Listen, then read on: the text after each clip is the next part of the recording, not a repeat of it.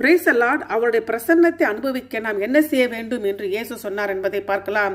தேவனுடைய பிரசன்னத்தை அனுபவிக்க பெரிய கூட்டத்திலோ அது பெரிய தேவாலயத்துக்கு செல்ல வேண்டும் என்று பலர் நினைக்கிறார்கள். ஆனால் இயேசு மத்தேயு 18 அதிகாரம் 19 மற்றும் 20 வசனத்தில் இவ்வாறு சொன்னார். உங்களில் 2 பேர் தங்கள் வேண்டிக் கொள்ளப் போகிற எந்த காரியத்தை குறித்தாலும் பூமியில ஒரு மட்டம் மட்டும்தான், பரலோகத்திற்கு என் பிதாவினால் அது அவர்களுக்கு உண்டாகும் என்று உங்களுக்கு சொல்லுகிறேன். ஏனென்றால் 2 பேராவது 3 பேராவது என் நாமத்தினால் எங்கே கூடுகிறீர்களோ அங்கே அவன் நடுவில் இருக்கிறேன் அப்படி என்று சொன்னாரு.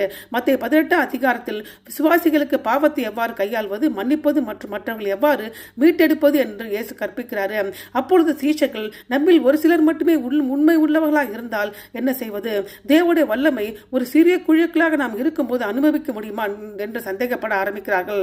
ஆகவே சிறிய குழுக்கள், தாழ்மையான இருதயங்கள் மற்றும் ஒன்றுபட்ட விசுவாசம் ஆகியவை அவருடைய பிரசன்னத்துக்கு அனுபவிக்க போதுமானது என்று இயேசு உறுதி அளிக்கிறார். முதலாவது, வேண்டிக் கொள்ளப் போகிற எந்த காரியத்தை குறித்தாலும் பூமியிலே ஒருமனப்படுவது என்பதற்கான கிரேக்க வார்த்தை சிம்போனே, அதாவது இணக்கத்துடன் ஒன்றாக ஒலிப்பது.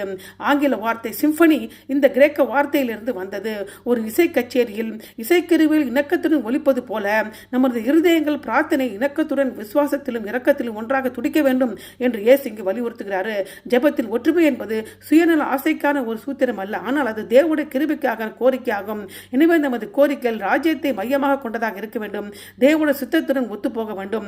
மோசேயும் ஆரோனும் இணைந்த அமலேக்கியருக்கு எதிராக வெற்றி பெற்றார்கள். ஒருங்கிணைந்த ஜெபம் பேதுருவை சிலையிலிருந்து விடுவித்தது, மேனரில் ஒன்றாக ஜெபித்தது பரிசுத்தாவின் வல்லமையை கொண்டு வந்தது. ஆகவே ஒன்றுபட்ட ஜெபம் பரலோகத்தின் வல்லமையை திறக்கிறது. இரண்டாவது, என் நாமத்தினால் எங்கே கூடுவீர்களோ என்று இயேசு கூறுகிறார். அதாவது ஜெபத்தில் அவருடைய பெயரை குறிப்பிடுவதை விட மிக அதிகம்.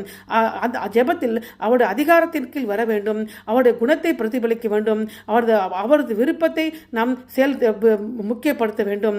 மூன்றாவது, அவர்கள் நடுவிலே நான் இருப்பேன் என்று வாக்கு கொடுக்கிறார். ஆகவே இயேசு தனிப்பட்ட முறையில் கூட்டத்தின் நடுவே நிற்கிறார்.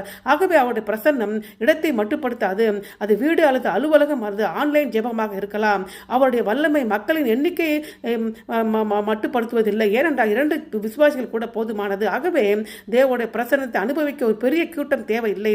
ஒரு சிறிய ஜெப கூட்டத்திலோ அல்லது சிறிய குடும்ப ஜெபத்தில் கூட தேவனுடைய பிரசன்னம் நம்ம அனுபவிக்க முடியும். ஆமென்.